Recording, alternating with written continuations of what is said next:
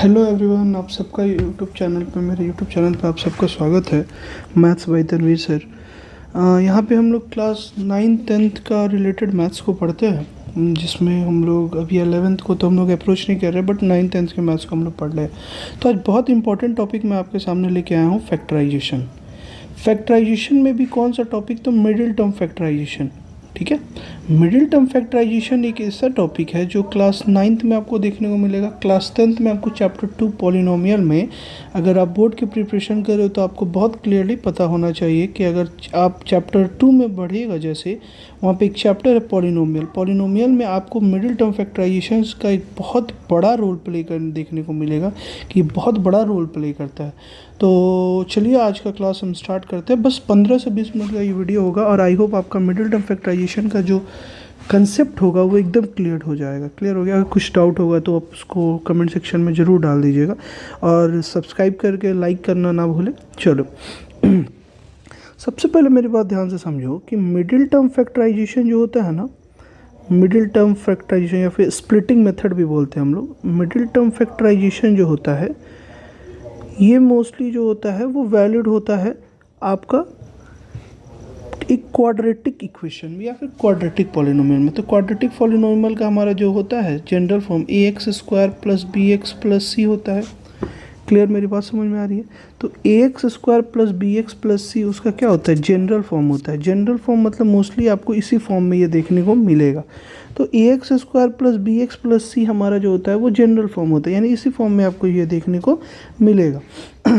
तो इसमें क्या होता है, मिडिल टर्म फैक्टराइजेशन में हमें क्या करना होता है, हमें ax² और c को आपस में मल्टीप्लाई करना होता है। मतलब सर ac(x²), अगर हम इन दोनों को मल्टीप्लाई करेंगे तो हमारा आएगा ac(x²). क्लियर हो गया? अब हमको क्या करना है, इस ac(x²) को ऐसे तोड़ना है दो नंबर्स में। इस ac(x²) को हमको इस नंबर ऐसे तोड़ना है जैसे कि अगर हम इन दोनों का सम लेते हैं ना, मतलब ac(x²) को तोड़ने के बाद सपोज मेरा दो नंबर जो भी आएगा उसका अगर हम सम लेते हैं तो सम मतलब प्लस माइनस होता है। तो जब सम लेने पे हमें bx चाहिए, सम लेने पे हमारा क्या आना चाहिए सर, bx आना चाहिए। बट जब उनका हम प्रोडक्ट करें तो फिर से हमें ac(x²) आ जाना चाहिए। थोड़ा अजीब लग रहा होगा सुनने में, बट फिर मेरी बात ध्यान से समझो कि आपको ac(x²) को ऐसे तोड़ना है कि अगर आप इन दोनों का सम करो ना, तोड़ने के बाद दो नंबर आएंगे उनको अगर आप जोड़ोगे या घटाओगे तो आपका bx आना चाहिए। क्या आना चाहिए? bx आना चाहिए। बट अगर वही दो नंबर को आप गुना करते हो यानी मल्टीप्लाई करते हो तो आपका ac(x²) ही आना चाहिए। क्लियर हो गया? मतलब सर टोटली ये होता है कि आप ac(x²) को कैसे तोड़ रहे हो, आप इस फॉर्म में तोड़ो कि जैसे अगर आप तोड़ रहे हो इस फॉर्म में कि उन दोनों का सम करने पे bx आ जाएगा, लेकिन जब उन दोनों को गुना करेंगे यानी मल्टीप्लाई करेंगे तो क्या आना चाहिए, ac(x²) आ जाना चाहिए। क्लियर हो गया? तो ये चीज़ें अगर समझ रहे हो ना, तो अगर ये चीज़ें अगर तुमको समझ में आ गई मतलब बेसिक तुम्हारा समझ में आना चाहिए। अगर हम लोग ये क्वेश्चन लेते हैं, एक क्वेश्चन लेते हैं बाबू, सपोज एक क्वेश्चन लेते हैं। क्वेश्चन है कि x² प्लस 3x प्लस 2।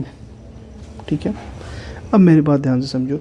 अगर हम इन दोनों का मल्टीप्लाई करते, x² और 2 को जब मल्टीप्लाई करते तो हमारे पास 2x² आ जाता है। अब मेरी बात ध्यान समझो, इस 2x² को ऐसे तोड़ना है कि जब जोड़ें इसको तो हमारा क्या आ जाए, 3x आ जाए। मतलब इसको ऐसे दो नंबर के बीच में तोड़ना है कि अगर जोड़ें या फिर घटाएं तो क्या आना चाहिए, 3x आना चाहिए। बट जब गुना करें वो दो नंबर को तो हमारा क्या आना चाहिए बाबू, 2x² आना चाहिए। आई होप यहाँ तक आपको समझ में आ गया होगा। तो वैसे दो नंबर सोचो जिसको गुना करने पे 2x² आ जाए बट जोड़ने पे क्या आ जाए, 3x आ जाए। तो ऑब्वियसली क्लियर है सर कि यहाँ पे हम लोग लिख सकते हैं x² plus 2x plus x plus 2। अब चेक करो कि सर अगर हम इन दोनों को गुना करते हैं तो हमारे पास 2x² आ जाता है, अगर इन दोनों को हम मल्टीप्लाई करते हैं तो 2x² आ जाता है, और क्या ऐड करने पे वापस से 3x मिल जाएगा, हाँ मिल जाएगा। क्लियर हो गया? तो सर अब हम लोग क्या करेंगे, अब हम लोग इसमें से x कॉमन ले सकते हैं। तो यहाँ से 2x था, इसमें से एक x यहाँ बाहर चला गया तो एक x बचा। और यहाँ पे चेक करो यहाँ पे क्या था, तो यहाँ पे था बाबू कि x भी था और 2 भी था। तो x जब यहाँ पे कॉमन आ गया तो बच क्या गया यहाँ पे, तो यहाँ पे बच गया 2। और प्लस यहाँ से तो कुछ भी कॉमन लोगे तो गड़बड़ हो जाएगा, तो +1 कॉमन ले लो तो x+2।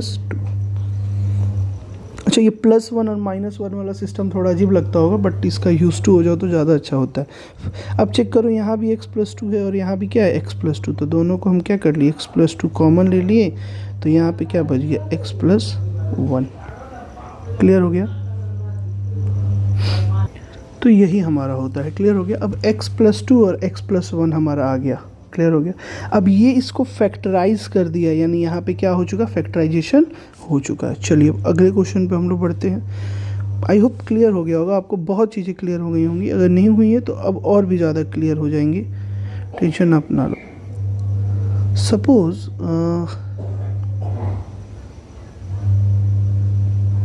we are going to take the another question, 6x square plus x minus 2, 6x square plus x minus 2 as it is क्या करना है सर, इन दोनों नंबर का मल्टीप्लाई करना है, तो कितना आएगा 12x स्क्वायर आएगा।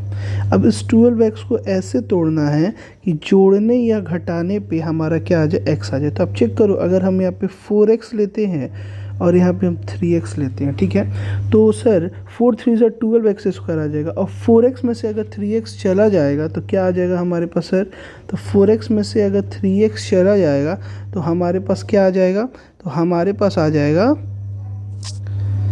x। क्या आ जाएगा, x, और हमें x तो चाहिए ही चाहिए था, तो वही चाहिए था, तो यहाँ पे हम लिख सकते हैं, अब x की जगह पे हम क्या लिख सकते हैं, अब हम x की जगह पे लिख सकते हैं 4x माइनस 3x, तो ये लिख सकते हैं 6x square plus 4x minus 3x minus 2।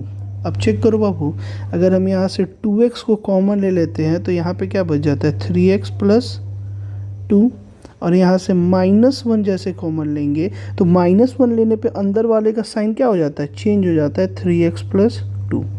अब यहाँ पे भी 3x प्लस 2 और यहाँ पे भी 3x प्लस 2, तो 3x प्लस 2 कॉमन ले लेंगे और यहाँ पे क्या बच जाएगा हमारा, यहाँ पे बच जाएगा 2x माइनस 1। तो ये फैक्टराइज हो गया हमारा। क्लियर हो गया? चलो अगले क्वेश्चन की तरफ बढ़ते हैं। अगला क्वेश्चन हमारा क्या रहा है कि x स्क्वायर माइनस 7x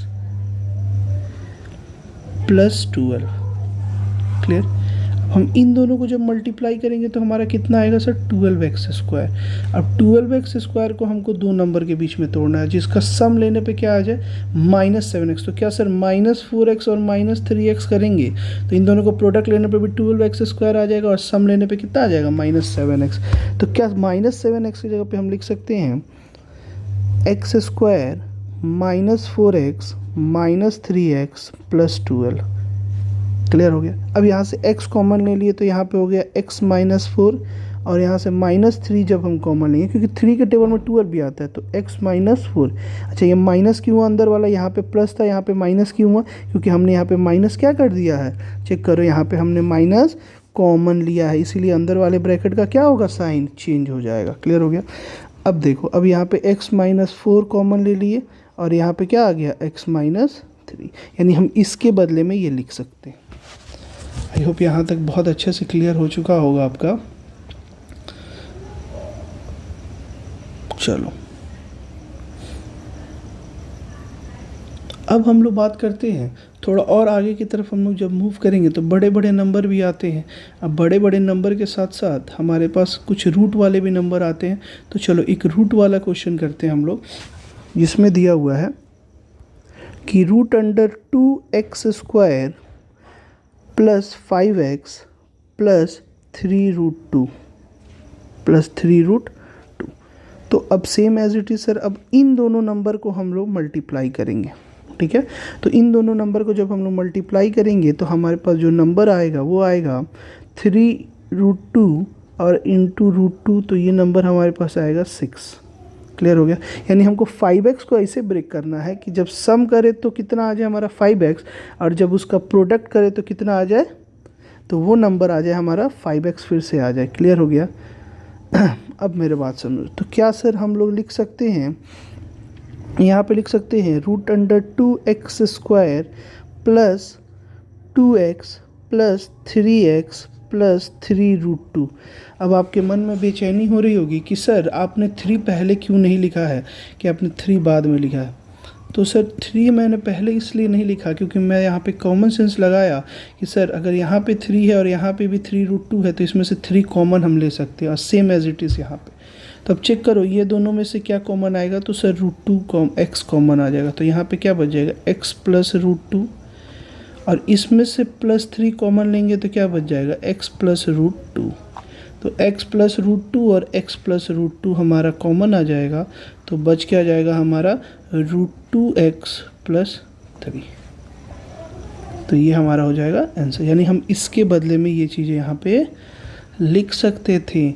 अच्छा, 2-3 बातें याद रखिएगा कि जब भी मिडिल टर्म फैक्टराइजेशन होगा तो हमेशा क्वाड्रेटिक पॉलिनोमियल में ही होगा, क्वाड्रेटिक पॉलिनोमियल में ही होगा भाई। और दूसरी सबसे इम्पोर्टेंट बात याद रखिएगा कि मिडिल टर्म फैक्टराइजेशन करने से पहले आप प्रैक्टिस ज़रूर कीजिएगा। मिडिल टर्म फैक्टराइजेशन का बहुत इंपॉर्टेंट टॉपिक है, मेरी बात समझ में आ रही है।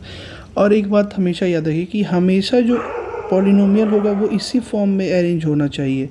अब ऐसा ना कि ये c पहले है bx बाद में है तो वहाँ पे ये चीज़ एप्लीकेबल नहीं होगा, हमेशा वो इसी जनरल फॉर्म में होना चाहिए तभी एप्लीकेबल होगा।